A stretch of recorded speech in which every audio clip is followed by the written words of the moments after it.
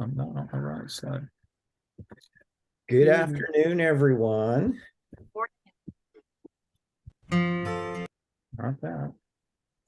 Let's get to the right slide. We're trying to get ourselves all prepped and ready to roll here right at 2. So we've got unbelievable amount of people that have signed up for a Monday afternoon. It must have been all that insanely cold weather we had. They wanted something to warm their hearts this morning or this afternoon. So we have about 37 folks that have signed up. So I'm going to give it a few minutes and then we are going to get started because I want to respect everybody's time. And I know you're all super busy. What we could have people do, is in the chat, if you would, introduce who you are. I mean, your name will be there, but where you're from, what you do, and what brought you here in like one sentence. I'm really interested in the use of story, or there's something specific, just so we can get some introductions happening. We're not going to stop the room to have everybody introduce themselves, but so I'm going to get one more minute and then we're going to get rolling. And we are recording this, so we'll post it up on our site as well if you have other folks that you think could learn from it. So once again, if you can go over in the chat and just throw your name, where you're from, and sort of any ideas of why you're here today, what you're trying to learn about story.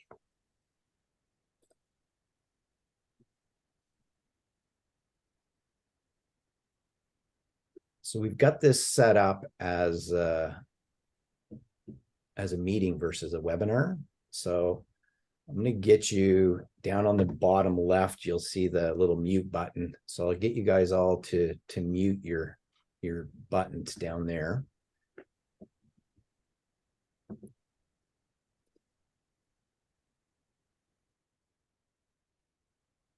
All right, let's get rolling, and I will let people in as they come in because we've only got an hour. I want to make sure we have some time to learn from this incredible gentleman. So for those of you who don't know me, my name is Jonathan Foster. I'm the executive director of the Grossmorn Institute for Sustainable Tourism. And about 3 years ago, at the beginning of this pandemic that hit, I was looking for some people to do some story development for us. And I stumbled across the Story Center and Joe, and I signed up for their online digital storytelling. And I wanted to quit after the first session because he made me feel so uncomfortable. And by the second one, I still thought I was going to quit. And by the third one, I thought this frigger might be a genius. And by the end of it, I was like, what the hell? He made me think things that I didn't think I could actually go to. And the video that I actually was able to develop was insane, given from the level of where I started to where they got me, which was quite incredible. So we came back to Joe here last year and we asked him to take what they do and do so well, and could he work with a group of our tourism operators in Atlantic Canada and Ontario. So we just completed last fall the first session that we did, and we'll talk a little bit about that, and he's going to share some of that. But we had some of these really cool questions that started to emerge about the use of story within tourism, within community, and how could it build around your brand and the awareness, and how do you use it, not specifically from a marketing perspective, but to connect to a more intimate and real way with your visitors. So, what emerged from that was lots of conversation, and the idea for this webinar is sort of a follow-up piece to try to create a bit of a connection around that use of digital story and branding your efforts. So what I'm going to do is I'm going to turn it over to Joe Lambert, who is one of the founding members of the Story Center out of Berkeley, California. He's coming to us via New Mexico. Over to you, Joe. Thank you, Jonathan. Welcome everybody. I'm going to also introduce my colleague Armand Jane, who's also here in New Mexico, but he'll keep an eye, both Jonathan and he will keep an eye on the chat. And if you have questions that come up during the presentation, and you know, Armand, if it's Story Center related, you can answer questions on my behalf. If you feel like you need to interrupt me to say, hey, can you go there? It's okay. But we're going to get through a lot of material. I'm going to show a few stories. Here's our agenda for the day. But we're going to leave a lot of time, hopefully, here at the end, 15 minutes or so, for questions to come up in dialogue. We'll turn off the slideshow and have you go there. Thanks for anybody that just arrived. Again, you can put your introductions, I was reading them before, into the chat so we know who's here. You don't have to if you don't want to. I'm just going to say one thing about who this is. You know, this thing called digital storytelling, this person called Joe Lambert, the center called Story Center. We celebrate this year our 30th anniversary. We grew out of theater work in the Bay Area, and a lot of it was in something called solo performance in the 80s and early 90s, where one person got on stage, told a story. We all know what storytellers are. We go to the library, we have a great storyteller for our kids. Many of us come from storytelling traditions, so we have that. This guy was my inspiration. He was a Connecticut Yankee. Well, actually, he was a Massachusetts Yankee who drove around the country collecting weird Americana with video for 20 years. And he wanted to make a theater piece out of it. And he came to my theater, and we made this show together called Next Exit. And what he got to do is put these little pieces together as a kind of folk singer would, you know, with their songs across the top of their guitar. And they could play, they can sort of judge the audience, what kind of audience, we're going to do this kind of song or that kind. He would do the same, except he'd do it with these little postcard-like videos, very short.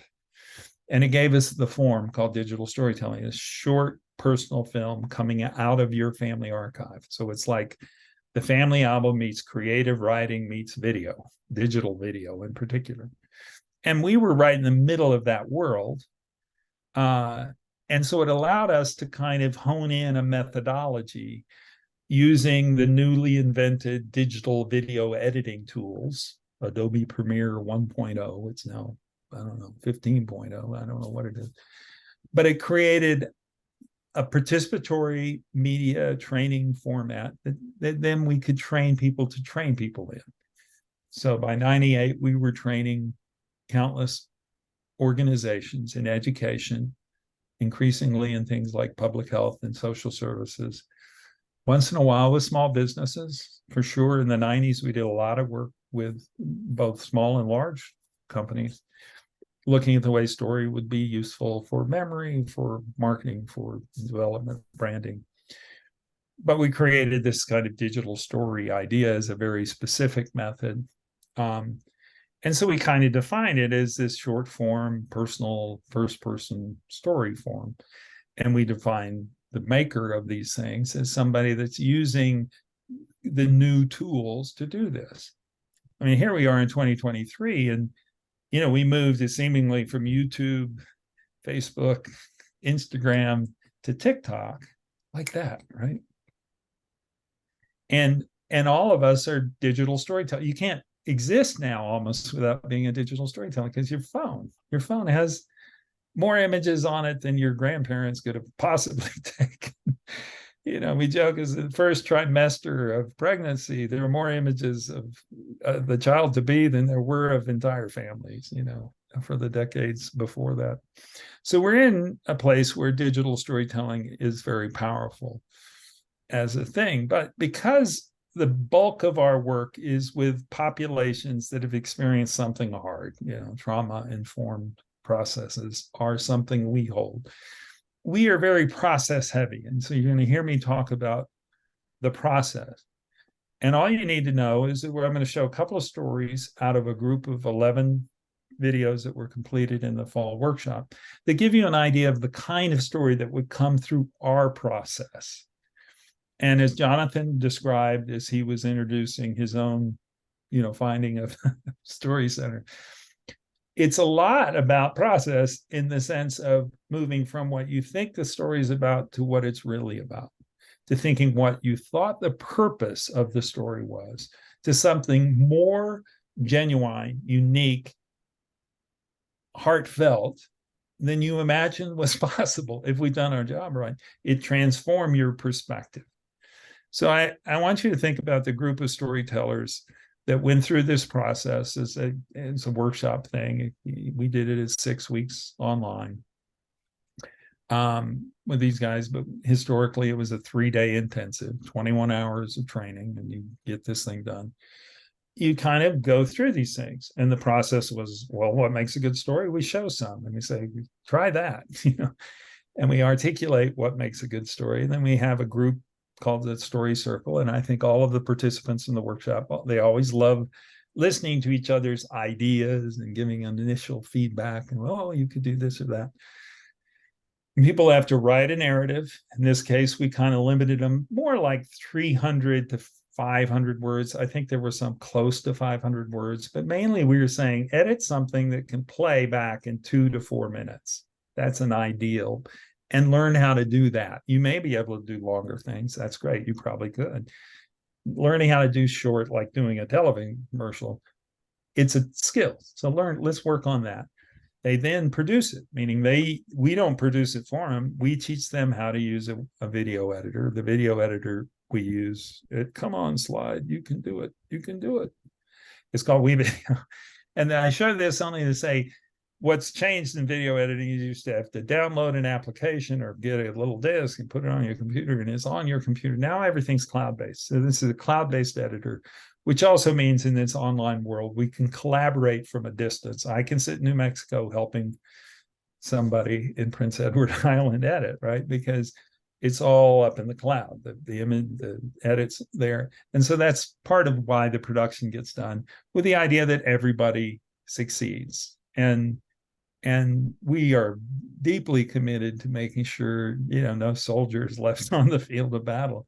We bring people through. And of course, in these online sessions, sometimes people couldn't make it.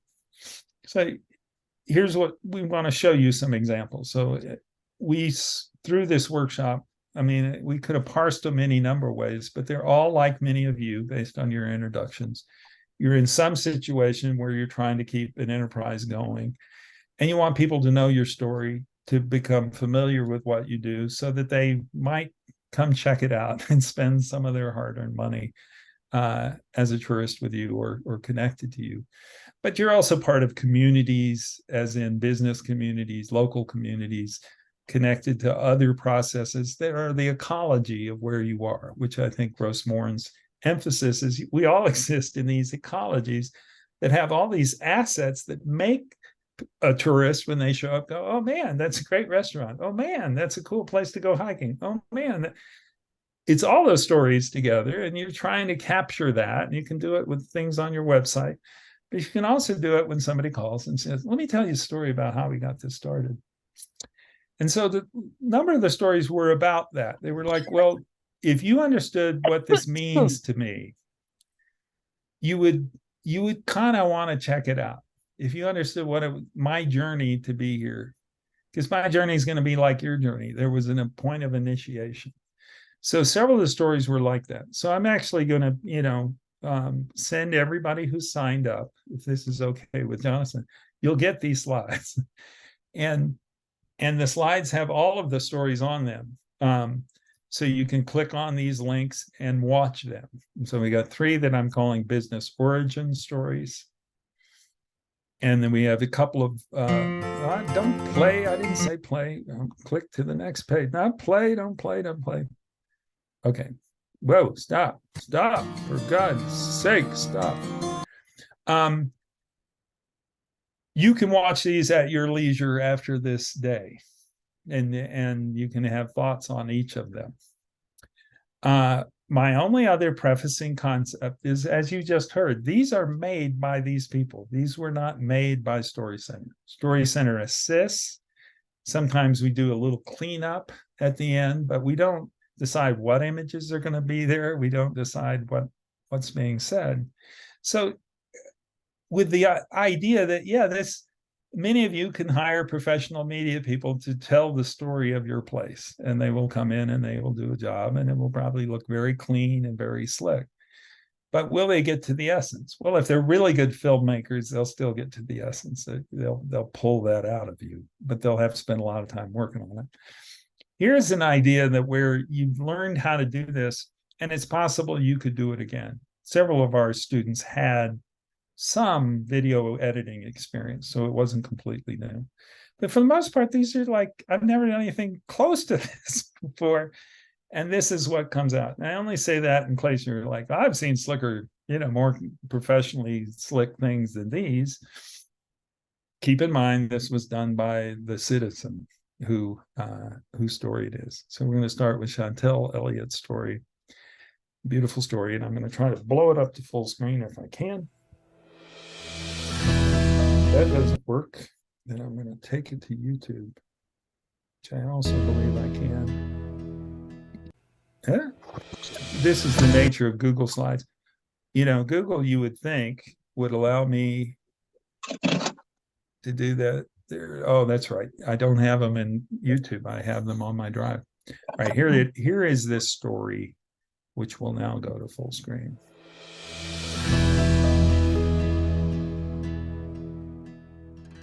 Growing up, we all swore that we would leave. This town, this place, this river, they all seem stiflingly small. Too tight-knit, too stuck in the past, as we would say. And many of us did leave. We ventured out into the big, wide world to finally make our mark away from here. But little by little, most of us made our way back. We came to realize that many of the things we resented so much when we were younger were the very things that make it so special here. The reasons that I hated it here as a kid were the very same reasons that I wanted to raise my own kids here. There's just something about this little place along the Miramichi that pulls you in. Something that I took for granted until I was away from its charm, but that newcomers and visitors often see immediately. A pull that comes from the river itself, the lifeblood that flows through this area, and from the communities built with that river at their heart. Connected to the lives of so many, you would be hard-pressed to find anyone in this area that doesn't have a parent, a grandparent, or a sibling that works on the water. Integral to the point that directions are more likely to be given with upriver or downriver than left or right. It's a huge part of life for me, and for everyone up and down the river, for both work and for play. Some of my earliest and fondest memories are fishing with my grandfather. I remember being so proud walking through the door with a string of brook trout and then spending time in the kitchen with my grandmother learning how to prepare them. It's that connection, that heritage, that keeps us rooted here. It's the passion for our beautiful area, for our river, for our way of life that drives us to share it with others. It was that same passion that inspired the opening of the Ledges Inn in 1996, on property that had been in the family for 7 generations. And it's that passion that has carried it through the last 26 years. A way for us to share our stories, our lifestyle, our Miramichi hospitality, and offer reprieve from the busy world around us. A place to slow down and reconnect with yourself and with those around you. A place to discover what truly matters and to find yourself amidst the madness of everyday life.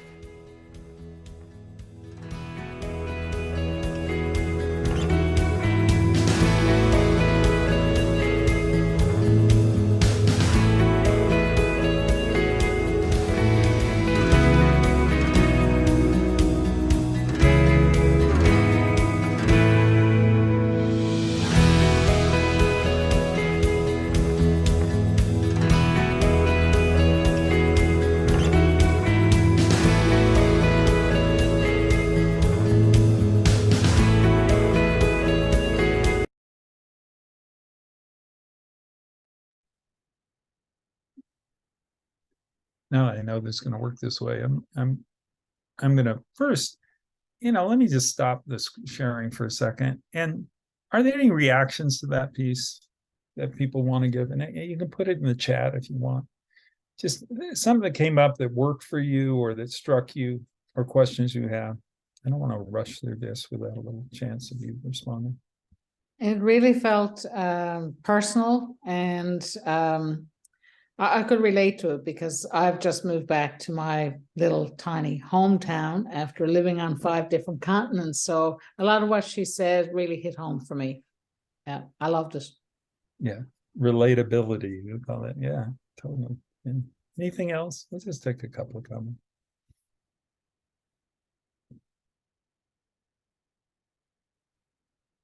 Going once, Diane, go ahead. I think consumers are really wanting more than just a sales pitch. They want to, like, they're attracted to the stories and the passion and the connection to a place or a feeling. And this did a great job with that. Yeah. But Yeah. Again, put more comments into the chat. I'm going to keep going because we got some stuff to cover, but it's really important, Diane, what you're saying is this idea of authenticity. There's a word that most of us could analyze and say, well, there's nothing really authentic. Everything's a little bit of spin. But there is a desire among a lot of contemporary consumers that you're kind of giving us what your truth is, and we'll decide whether we connect with you or don't connect with you. And the hope is they connect with you. I know in my own sense of making choices about where to go and how to be part of something that I want the one called homage. Here it is. I want to feel like I've had an experience that will be unique and memorable. And some of this is like hipster syndrome. It's like, I want to have like an inside track on what's cool, what's authentic, what's whatever. But I think it's deeper than that. I think, and I dare I say this, it has a lot to do with love.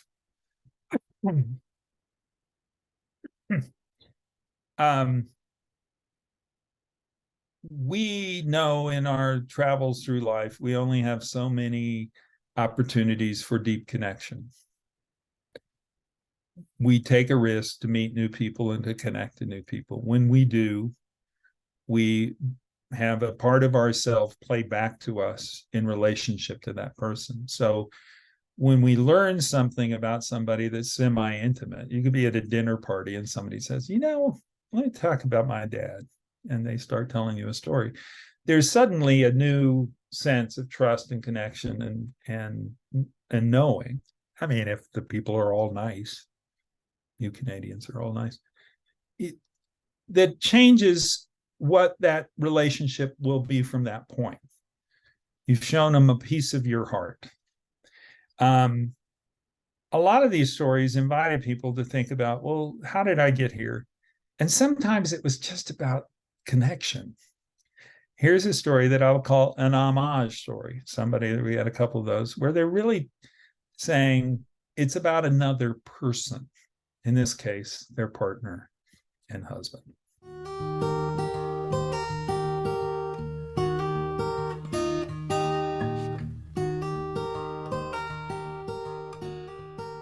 This is a little story about a guy named Glenn. I first met him about 40 years ago on a trip to Haiti to help build an orphanage. I remember he was wearing a fun-looking khaki hat with a round strap dangling below his chin. He had a friendly, open face and got along well with everyone. So, of course, I had to marry him. Fast forward about 30 years. We were living in southwest New Brunswick, having left the Midwest US for a very different life. By this time, he had tried his hand at being a pastor, a lobster fisherman, a scallop dragger, a ware diver, a whale watch tour captain, a paramedic, and a sawmill operator. But now he was looking for the next thing. Enter Granite Town Farms. Glenn has a lot of natural curiosity and likes learning new things. Except about computers. He hates computers and loves to talk to anyone who has information about whatever the new thing is.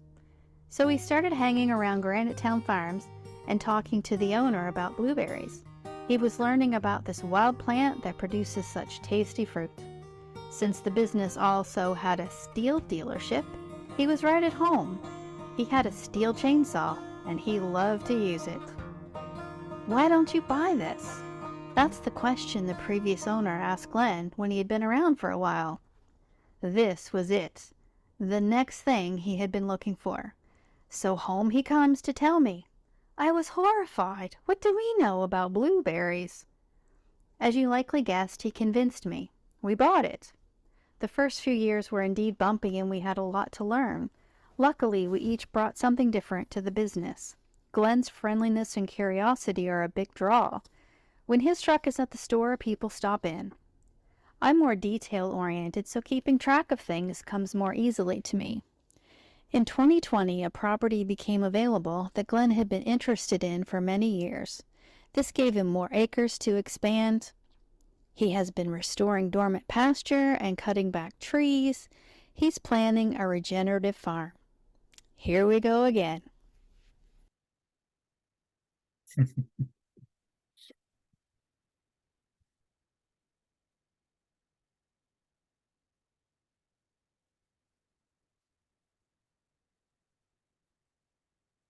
So let's go back to the slides. Let's talk about story a little more. And again, I want to stop to have you give a reflection on Polly's piece. Feel free to do so in the chat. But let's just talk about this idea of story as process.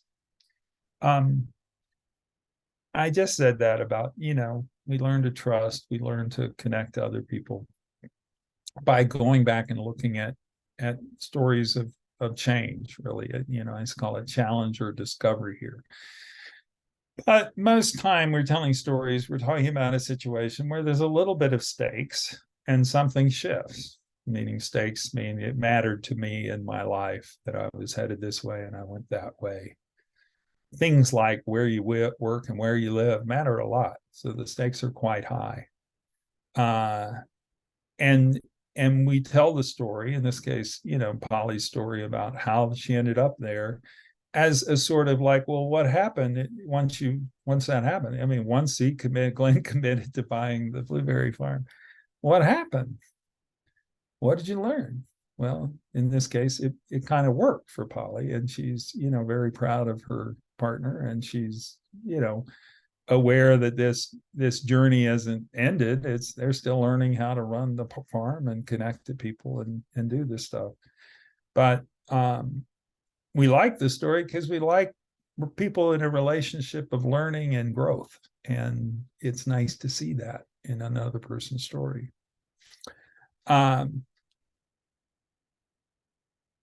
When we tell these stories without a listener, and I don't know about you, Jonathan, but we have a lot of people tell us, I'll be with somebody telling a story that I've never told anybody. My partner's never heard this version of this story told in that way. Because if you listen hard enough, people will go, oh, well, let me say something else. And that listening process, and again, I said we do a lot of work with trauma survivors, just the worst life experiences you can imagine. But a lot of people need to get stuff off their chest. So there's a kind of balance between what's safe to talk about for you, are you ready to talk about it, and this sort of, I need to talk about it. And if you're going to be a non-judgmental, supportive group of people listening to me, I'm going to tell you something really important, like how much I love my husband because of the way I've seen him navigate this situation. Suddenly, that vulnerability allows us to feel like, well, you wouldn't have told us that unless you trust me. And because you trust me, I trust you. So it's a powerful turn. Making an artifact changes your relationship to the thing you're talking about. So it's one thing to just tell somebody like your therapist or a group of people in a digital storytelling workshop. So another thing is like, well, let me do something with that. And again, that process for you guys in terms of branding is really about like, what's the essence here? And I'll talk about that in a second. But it's either way, there's a little bit of, who do we trust in a classic public speaking context? Is somebody that gets on and makes a sort of self-deprecating story about how silly they are or how they can't take themselves too seriously, or that's old school public speaking. Is that why do we do that? Because by showing your neck in a mammalian sense, like a dog, you turn your neck sideways, you're sort of saying, I'm not here to hurt you. I'm not here to, I'm here to have you hold my unique experience existence and all of the frailty and vulnerability that comes with living. And if I show you that, if I show you what a bad day running my business looks like, or what the struggle was, or how close we were to failure, or what a crazy leap it was because I done, my husband did all these things, but he hadn't done this, then you're going to listen with a sort of like, well, I respect that. I respect that you're sharing something that's a little bit, vulnerable. None of these stories were super vulnerable, but I'm going to listen from that part forward.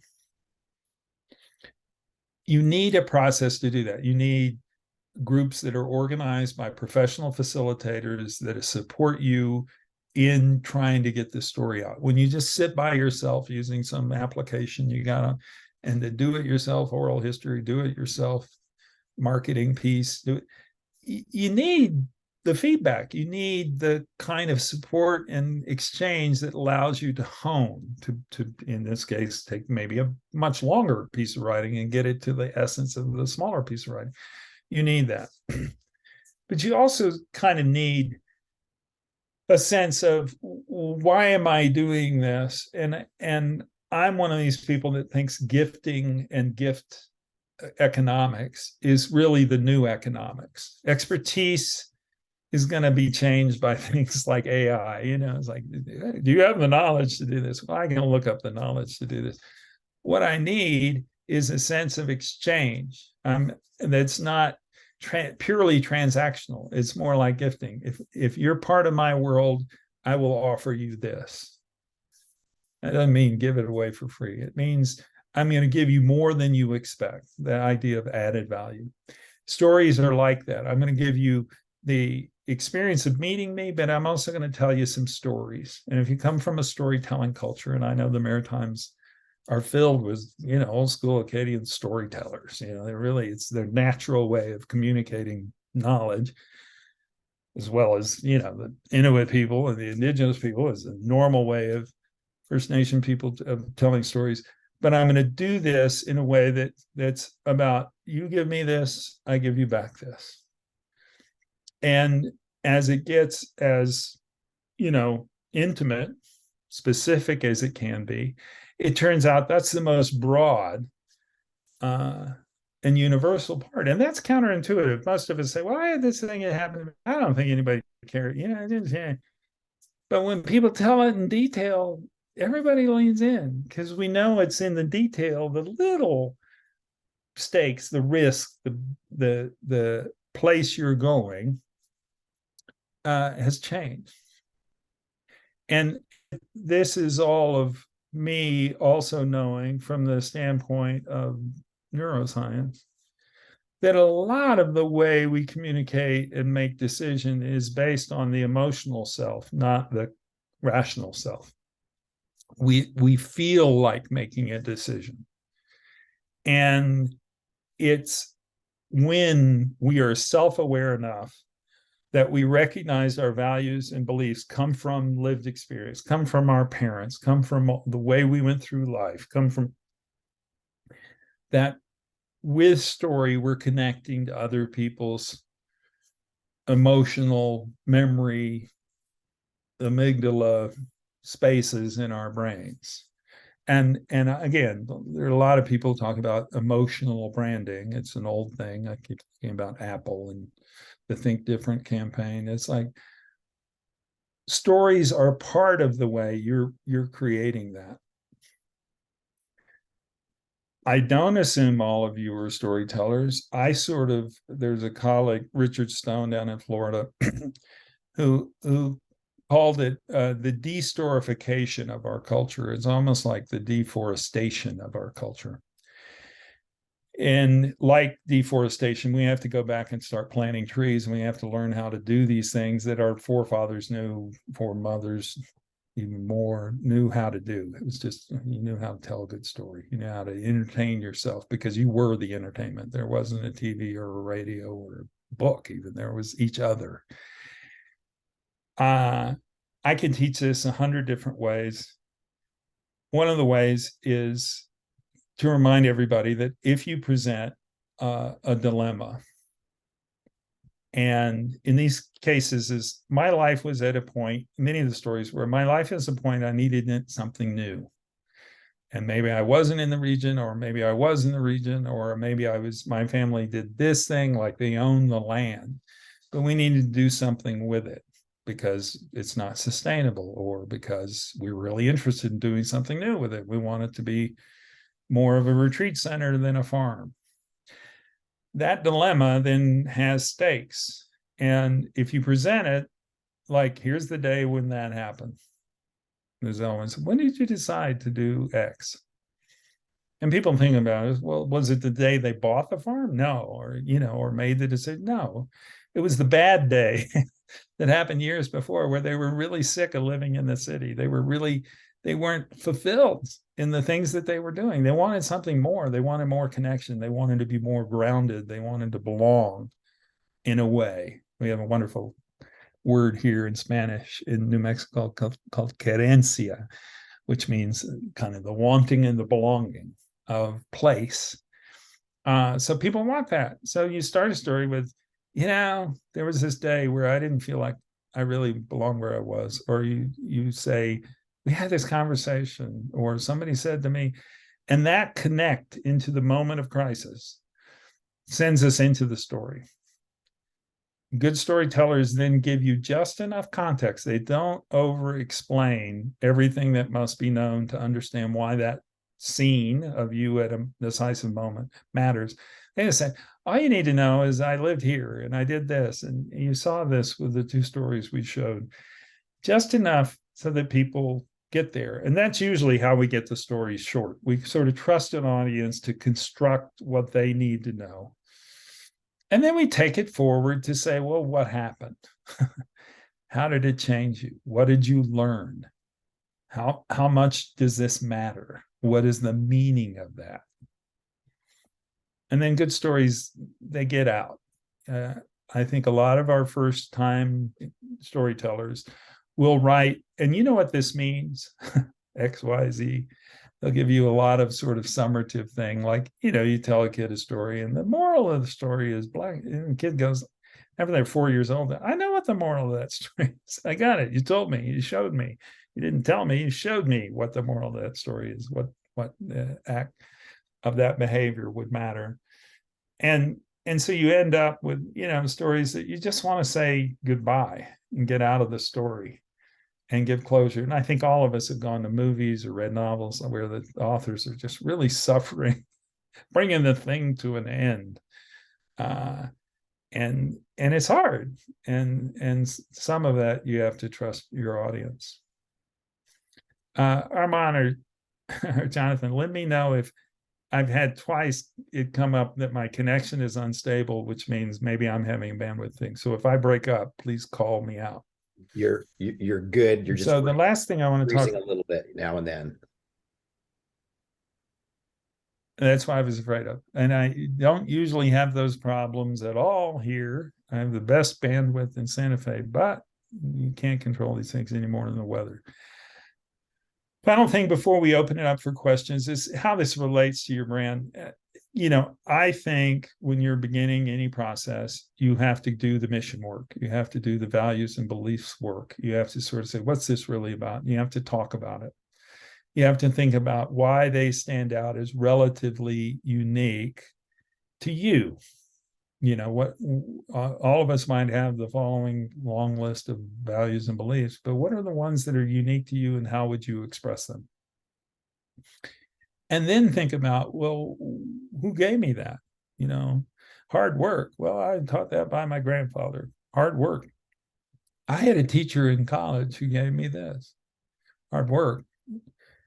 I didn't really understand it until I got to the idea that it's not it's not what I do in front of people, it's what I do when I'm not around people. It's how hard I work when there's no audience. Well, where did I learn that? Well, it took time. At some point I grew up. You need, for brand work, for story work, a audience that gives you that feedback. And I think one of the things that GMIST is offers is a community of practices around giving each other feedback about what would work in your situation. It's not just branding, it could be operational, it could be, the kind of issues that all of you face in terms of organizing resources, right? All of those things, you need a listening ear. But around story, you particularly need a listening ear, because what may seem incidental to you might be central to your audience. Oh, no. That story is at the heart of what you're about.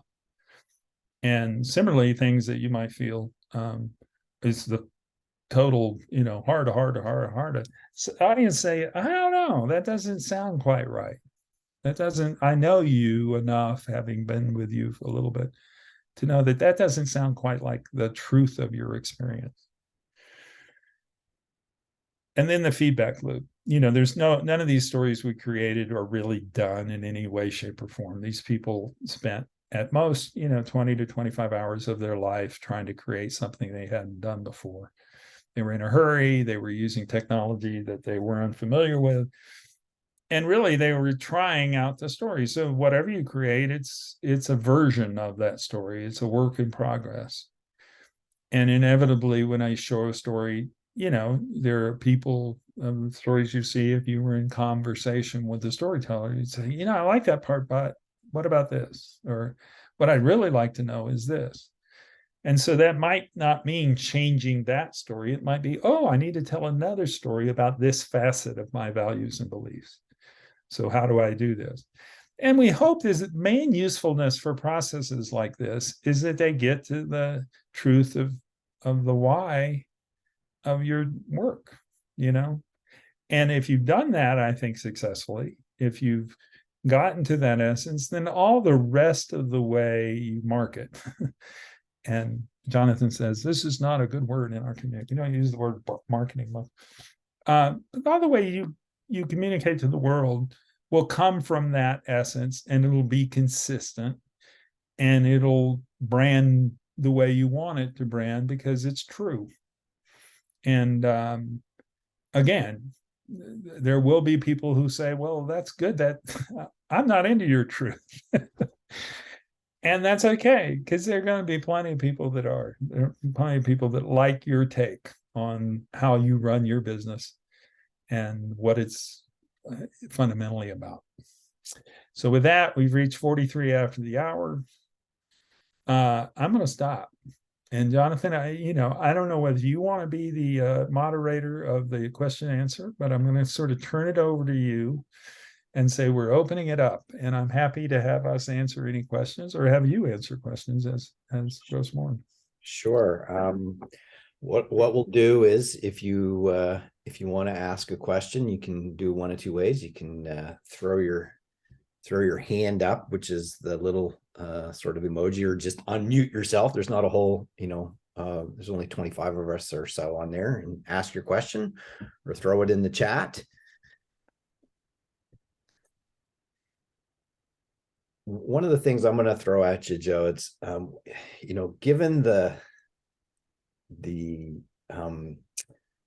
I guess state that we find ourselves in today, with social media and messaging coming at us, of how do you construct these digital stories to tell your truth and to tell your why, but do it in a way that is consumable by the average person who is of that scroll mentality now? Or maybe you hit it on the mark, is that everything that you do isn't going to be for everyone, and if people really want to make that connection, they're going to take the time. I don't know, what's your thoughts?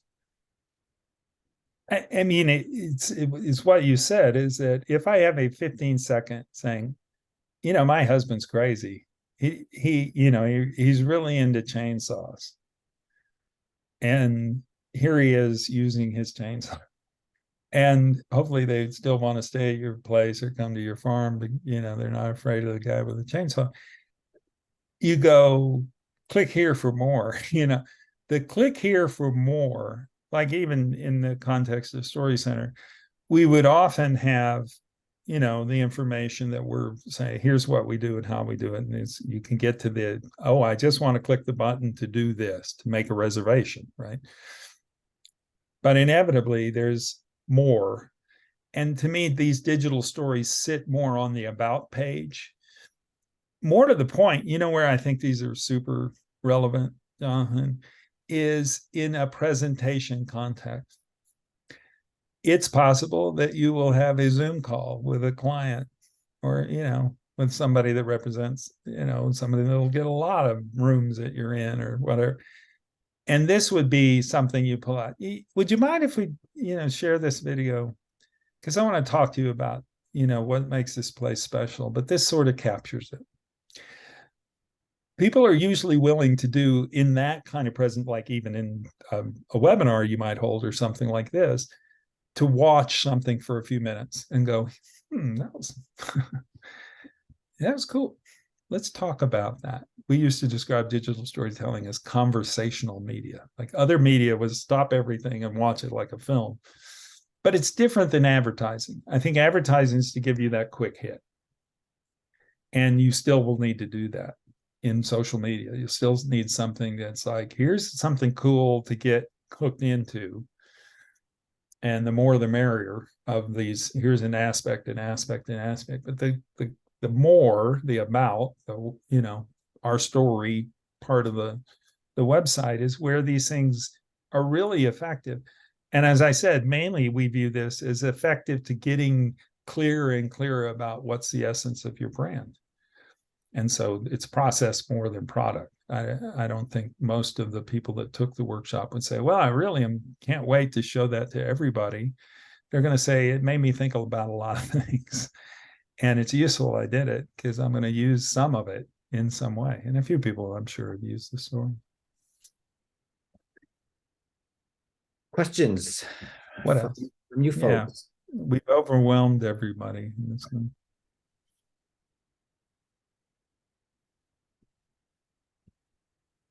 Jennifer or Leslie, you have your camera on. So does Genevieve and Margaret. Any of you have questions? We're going to put you on the spot now. Yeah, no. I put 4 people on the spot just because they're camera. You never know.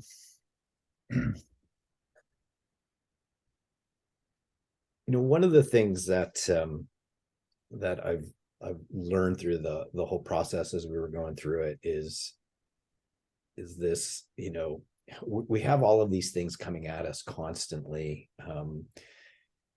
This influencer or that influencer, and you had talked about having the professional videographer and all that. And for those of us that have utilized those, I mean, they always come out beautiful and they're things that we're very proud of. We always choke down the $25,000 or $30,000 bill that generally follows. But one of the things that I think I've taken from this process is the value of and power, I guess, of that cell phone and what you can do from a digital storytelling piece. But one of the things that you really have to put into this as you sort of think through this process is that why. And, I think Joey, you talked about it, and one of the things that we got challenged, and as you think about it, this goes, I think, for your brand, for your experiences, for your products, we were always challenging why do you do this? And it takes a bit of time, it takes a bit of effort. I shouldn't say a bit, it takes a lot of effort. And part of this thing that Joe talked about, of having this opportunity to connect with others, whether it's in a class or with a group in your own region, it's nice to have these people ask why, or what do you mean by that, or what are you trying to do with this story? Because when you start, I can guarantee you that it'll look like a lot of advertising at the beginning. And then as you start cutting away, and people asking you the why are you doing this? Where are you going with this? It starts to become this much more intimate piece. And I love these things because I don't know about you, but I'm tired of people being famous for doing nothing. And I love the fact of hearing people being successful because they actually do things. that have meaning, that have impact, that can connect with us as consumers, as visitors in a different way. So, how do you cut through all of that? And that's with these great digital story pieces. Other comments, questions, Joe? There's one that just came in from Brandon. What are some good prompting questions to get people thinking about the story they have to tell? We spend a lot of time in prompting. I teach creative writing, so I help people. And I come to the conclusion about 50% of the time, it doesn't matter what the prompt was. That's not people's process. They can't go, boom, I'm into this. What I think is when you give a prompt, you've already considered, what the self-selection process of the group, the people in the room. If they come in like a lot of you need a prompt that does relate to some probable aspect of the way this started. And so, the prompt I use the most often is called decisive moment. It's like there was a moment in your life where you're going this way, and then something happened that you can almost reduce to a moment in time, and it went this way. Tell me a story about that. In all of these stories, there are initiating incident, dramatic change moments. But there, as I said, it's not always signing the deed to the property that day. It's something back where somebody goes, it was probably then. And I think a prompt like that will get people to sort of the essence of the value,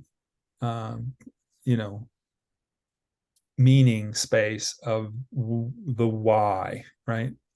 It's like if I were to look at my life and people keep asking me, well, why did that happen? Why did that happen? I might be back to 8 years old and going, well, if you met me then, I was kind of a clown, and I became this guy. All of that makes pretty good stories. It's just sort of deciding which ones you're going to foreground for the particular, thing you're trying to get across to an audience. That makes sense. If you need lists of prompts, we have many, and I like funny ones, like tell me a story about an appliance. And I've had some great stories about people's relationships to appliances, like our man Glenn and his chainsaw. It's an appliance, it's a tool. You learn how to use it. Few other questions before we end off. Anyone else or a point that you want to make?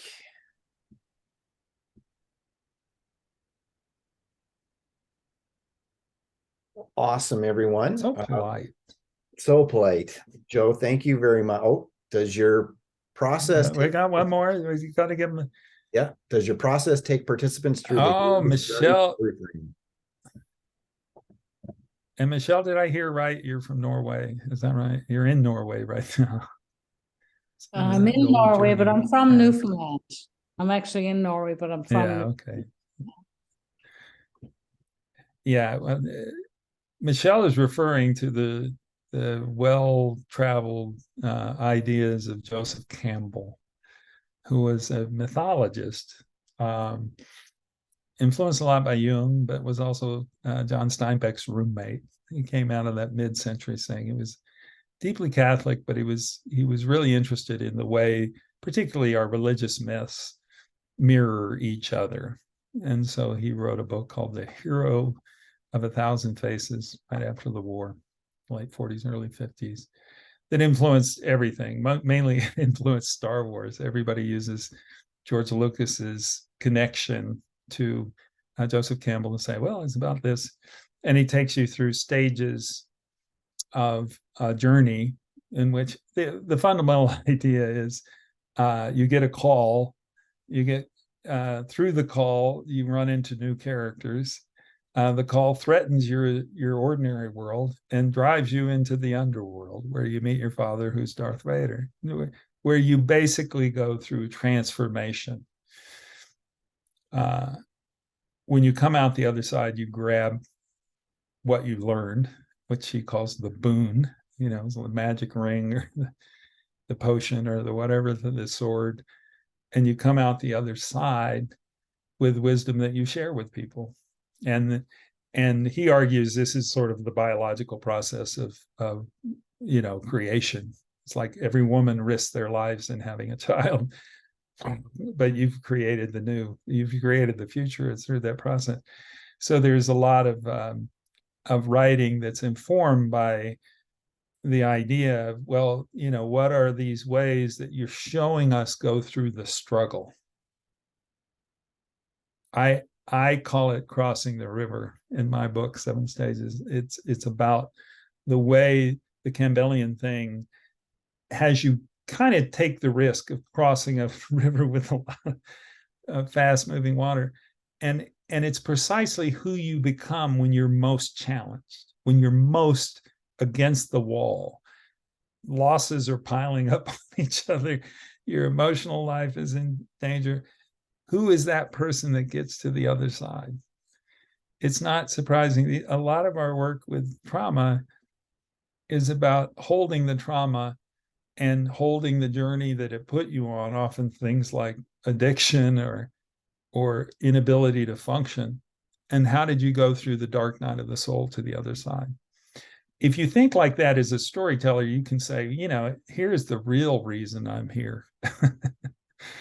is that I had some hard times. I consider like middle school is the underworld that we all had to go through. We go back to our frozen adolescence. I just remember when I was 14. Oh my God. I figured it out. I got to the other side. I'm here to tell the story, and this is what I learned. Those make really good stories. So, Michelle, I appreciate it. You can tell I go on a long time about that one. That's where the deep work, the alchemical work of story is. So we have one final question. Other questions that came up. We have one final question. Okay, here. We got to finish, don't we? It happens to be the largest one.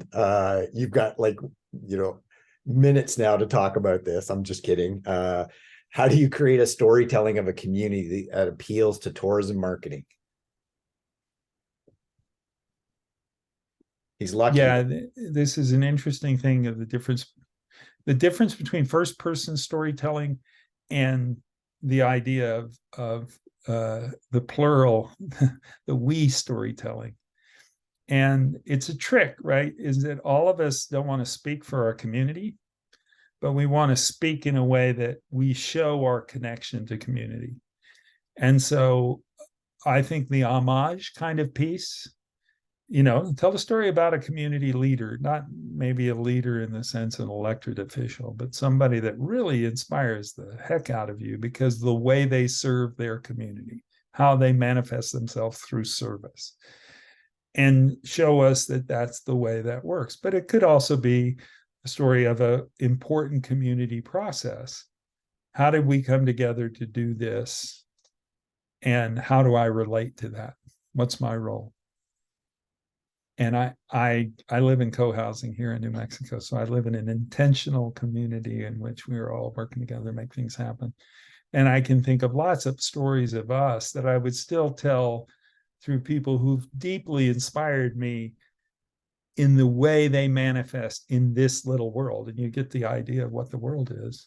But it'd still kind of be a story of my version of the way I see them and why they inspire me and why we all should be like that person.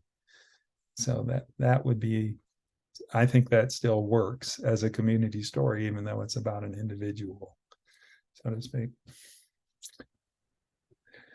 Excellent. Yeah, the business of running it's good to be inspired. We've used up every single minute of our 1 hour webinar. Joe, thank you. Thank you, Jonathan. Thank all of you. Thank you, Joe, for taking time out of your busy schedule to be with us, and for everyone else as well. We'll send you the slides. And if you do have any follow-up questions or anything like that, feel free to email us. We'll try to answer them.